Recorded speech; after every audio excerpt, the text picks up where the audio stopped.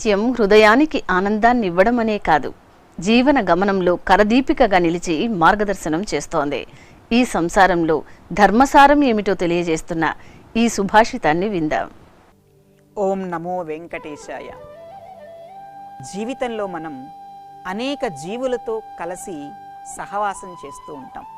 మనిషి అంటే కేవలం ఒక్క వ్యక్తి కాదు, తన చుట్టూ జీవిస్తున్నటువంటి అన్ని ప్రాణులతోటి కలిసి జీవించే మహోన్నతమైన శక్తి. అందుకని వ్యక్తి ఏకవచనమైతే శక్తి బహువచనం అంటారు. మన చుట్టూ ఉన్నటువంటి జీవులన్నింటి పట్ల మనం ఎలా వ్యవహరిస్తున్నాం, మన మనసులోని క్రూరత్వం అనే భావంతో వాటిని మనం చూస్తూ ఉంటాం. ఇలానే చూడాలా లేక బాగా చేరదీసి దగ్గరగా చూసుకోవాలా అన్న సందేహం ఒక్కొక్కసారి మనకి కలుగుతూ ఉంటుంది. ఈ సందేహాన్ని తీర్చింది ఎవరో తెలుసా అండి? అఖిలాండ కోటి బ్రహ్మాండ నాయకుడైనటువంటి కలియుగ ప్రత్యక్ష దైవమైనటువంటి సప్తగిరి ధాముడు, కలియుగ సార్వభౌముడు అయిన శ్రీ వెంకటేశ్వరుడు, శ్రీ మహావిష్ణువు. దుష్టులను శిక్షించడం కోసం, శిష్టులను రక్షించడం కోసం ప్రతి యుగంలోనూ నేను సంభవిస్తాను అని స్వామివారు సెలవిచ్చారు. ధర్మ సంస్థాపనార్థాయ సంభవామి యుగే యుగే. శిష్టులను రక్షించడానికి స్వామి అవతరించినటువంటి అవతారాలలో ఉన్న మహోన్నతమైన భావం పై ప్రశ్నకు సమాధానం. మన చుట్టూ ఉన్న జీవుల పట్ల మనం ఎలా ప్రవర్తించాలి అన్న ప్రశ్నకు సమాధానంగా స్వామివారి యొక్క అవతార పరంపర కూడాను నిలుస్తుంది. మత్స్య కూర్మో వరాహో నారసింహశ్చ అని కదా స్వామివారి యొక్క అవతారాలను చెబుతూ ఉంటాము. మత్స్యావతారం, కూర్మావతారం, వరాహావతారం, నరసింహావతారం. ఈ మత్స్య కూర్మ వరాహ నరసింహ అవతారాలని స్వామి ధరించడంలో ఆంతర్యం, నీతో పాటుగా జీవిస్తూ ఉన్నటువంటి మత్స్యం చేప కానీ, కూర్మం తాబేలు కానీ, వరాహం పంది కానీ, నరసింహం ద్వారా సింహం సింహం కానీ, ఇవి భగవత్ స్వరూపాలు అని నువ్వు తెలుసుకో అని ఉపదేశించడం కోసం కూడా స్వామివారు ఈ అవతారాలను ధరించారు. స్వామివారు అవతరించిన అవతారాలు ప్రతి జీవి పట్ల కూడా నువ్వు ప్రేమభావంతో మెలుగు. నువ్వు మనిషివి కాబట్టి మనుషుల పట్లనే నేను ప్రేమతో ఉంటాను అని అనుకోకు. ఇతర జీవుల పట్ల కూడాను నువ్వు ప్రేమభావంతో ఉండాలి. అవి కూడా భగవత్ స్వరూపాలు అని నువ్వు తెలుసుకోవాలి అని చెప్పడానికి స్వామివారు ఇటువంటి అవతారాలను ధరించారు. మరి ఇటువంటి అవతారాలను ధరించినటువంటి స్వామివారు ఉపదేశిస్తున్నటువంటి మహోన్నతమైన ఈ భావాన్ని ఆలంబన చేసుకొని చాణక్యుడు అనే కవి చాణక్యనీతి అనే గ్రంథాన్ని రచించారు. ఆ గ్రంథంలో అపూర్వమైనటువంటి శ్లోకాలు ఎన్నెన్నో ఉన్నాయి. సింహాదేకం బకాదేకం షట్షునస్త్రీణి గర్ధవాత్ వాయసాత్ పంచ శిక్షేత చత్వారి కుక్కుటాదపి. మనం మన చుట్టూ జీవిస్తున్నటువంటి జంతువుల నుంచి కొన్ని కొన్ని గుణాలను నేర్చుకోవాలి అని చెబుతూ ఉన్నారు చాణక్యుల వారు. సింహాత్ ఏకం, సింహం నుండి ఒక గుణాన్ని నేర్చుకోవాలి. బకాత్ ఏకం, బకం నుండి అంటే కొంగ నుంచి ఒక లక్షణాన్ని నేర్చుకోవాలి. షట్ శునః, 6 గుణాలని కుక్క నుండి నేర్చుకోవాలి. త్రీణి గర్ధభాత్, 3 లక్షణాలని గాడిద నుంచి నేర్చుకోవాలి. వాయసాత్ అంటే కాకి నుంచి పంచ 5 నేర్చుకోవాలి. చత్వారి కుక్కుటాద్ అపి, కుక్కుటం అంటే కోడి నుంచి చత్వారి 4 గుణాలని మనం నేర్చుకోవాలి. ఏంటి, లోకంలో ఎన్నెన్నో విజయాలను సాధించి అత్యుత్తమమైనటువంటి స్థానంలో ఉన్నటువంటి మహానుభావుల్ని కదా మనం ఆదర్శంగా తీసుకోవాల్సింది. మన చుట్టూ జీవించేటువంటి జంతువుల నుంచి కూడా మనం నేర్చుకోవాలా అన్న సందేహం మీకు కలుగుతుంది.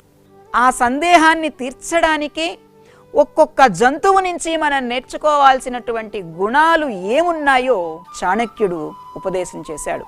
సమాజంలో ఎలా మెలగాలి, ఏ వ్యక్తితో ఎలా ప్రవర్తించాలి అనడానికి చక్కగా ఉపకరించేటువంటి వ్యవహార దక్షతను నేర్పించేటువంటి అంశాలు చాణక్యుడి యొక్క శ్లోకాలలో ఉంటాయి.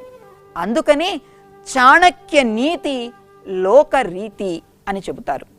మన చుట్టూ ఆవరించి ఉన్నటువంటి ప్రపంచంలో జీవిస్తున్నటువంటి జీవి నుంచి మనం నేర్చుకోవాల్సినటువంటి గుణగణాలు ఏంటివో ఈ శ్లోకంలో సంక్షిప్తంగా చాణక్యుల వారు నిక్షిప్తం చేశారు. అయితే ఈ శ్లోకంలో ఒక్కొక్క జంతువు నుంచి, అంటే సింహం నుంచి నేర్చుకోవాల్సిన ఒక గుణాన్ని, అలాగే కొంగ నుంచి నేర్చుకోవాల్సినటువంటి మరొక గుణాన్ని, కుక్క నుంచి నేర్చుకోవాల్సినటువంటి 6 గుణాలని, గాడిద నుంచి నేర్చుకోవాల్సినటువంటి 3 గుణాలని, కాకి నుంచి నేర్చుకోవాల్సినటువంటి 5 గుణాలని, కోడి నుంచి నేర్చుకోవాల్సినటువంటి 4 గుణాలని సంక్షిప్తి చేసి తెలియచేశారు.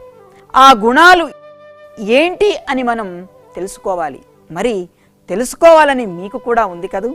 ఆ గుణాలు ఏంటివో తెలుసుకోవాలి అంటే తరువాతి వారాలలో ప్రసారం అయ్యేటువంటి శ్లోకాలని తెలుసుకోవడం కోసం మీరు వేచి ఉండాలి.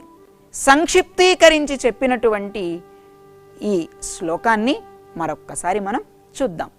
సింహాదేకం బకాదేకం షట్షునస్త్రీణి గర్ధవాత్ వాయసాత్ పంచ శిక్షేత చత్వారి కుక్కుటాదపి.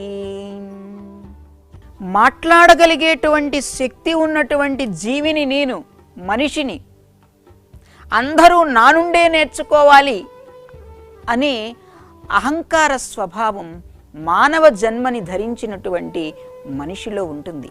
భగవంతుడు అన్ని జీవులను కూడా ఒకేలాగా చూసేటువంటి వాడు. అందరూ ఒకేలా ఉండాలంటే ఏం కావాలి? సమాజంలో ఇవాళ మనం అనేక రకాలైనటువంటి విషయాల్ని మనం చూస్తూ ఉన్నాం. అందరూ ఒకేలా ఉండాలి అంటే ఏం కావాలి? ఒకే లా కావాలి. ఒకే లా అంటే ఒకే చట్టం. ప్రపంచవ్యాప్తంగా ఉన్నటువంటి అనేక దేశాలలో మనుషుల్ని ప్రధానంగా చేసుకొని చట్టాలు నిర్మితాలయ్యాయి. ఇతర జీవుల పట్ల కూడాను ప్రవర్తించవలసిన ప్రవర్తనని దృష్టిలో పెట్టుకొని చట్టాలు చేసినప్పటికీ ప్రధానంగా మనుషుల్ని దృష్టిలో పెట్టుకొనే చట్టాలు చేయబడ్డాయి. కానీ భగవంతుడి యొక్క సృష్టి ఉన్నదే సమస్త జీవజాలాన్ని కూడా, జీవకోటినంతా కూడాను ఒకేలాగా చూడాలి అనేటువంటిది భగవంతుడి యొక్క చట్టం. సృష్టిలో ఎక్కడైనా అందరినీ ఒకేలా చూడడం కోసం ఒకేలా ఎక్కడైనా ఉన్నది అంటే అది భగవంతుడి యొక్క సృష్టిలో.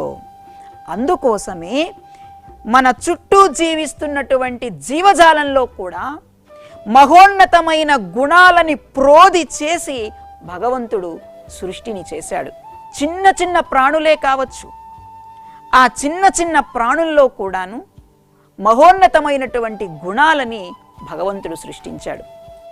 అలా సృష్టించడంలోని ఆంతర్యం కూడాను, అరే ఈ చిన్న జంతువులో ఇంత గొప్ప గుణం దాగి ఉంది, ఇంత గొప్ప గుణాన్ని నేను అందిపుచ్చుకోవాల్సిన అవసరం ఎంతైనా ఉంది కదా అని మనిషి వివేచించాలి.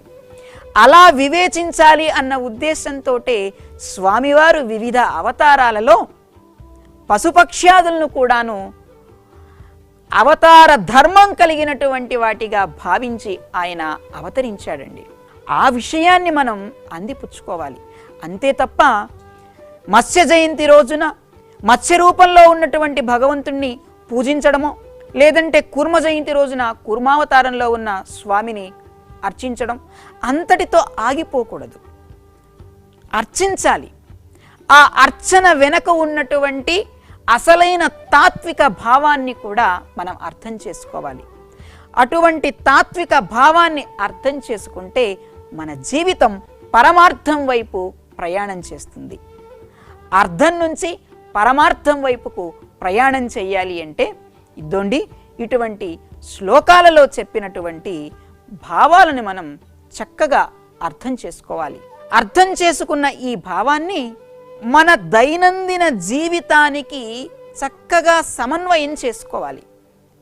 సమన్వయం చేసుకుంటేనే కుదిరిపోదు కదా, వీలైనంత ఆచరణ కూడా చెయ్యాలి. అలా ఆచరణ ధర్మం కలిగినటువంటి సుభాషితం ఆ వ్యక్తిని పరిపూర్ణమైనటువంటి వ్యక్తిగా తయారు చేస్తుంది. మనం ప్రారంభంలో అనుకున్నట్లుగా ఒక వ్యక్తి శక్తిగా మారాలి అంటే ఇద్దోండి ఈ సుభాషితం ఎంతో చక్కగా ఉపయోగపడుతూ ఉంది. కాబట్టి ఇంకెందుకు ఆలస్యం, ఈ రమణీయమైనటువంటి శ్లోకాన్ని కంఠస్థం చేసి నిజ జీవితంలో ఆచరించేందుకు ప్రయత్నం చేయండి. చూసారుగా, రమణీయమైన సంస్కృత సుభాషితాల్లో కమనీయమైన భావాలున్నాయి. ఉత్తమ వ్యక్తిత్వాన్ని అందించే ఆణిముత్యాల్లాంటి సుభాషితాన్ని గురించి తెలుసుకున్నాం కదా. ఆ సన్మార్గంలో మనము ప్రయాణించాలని కోరుకుంటూ ఓం నమో వెంకటేశాయ.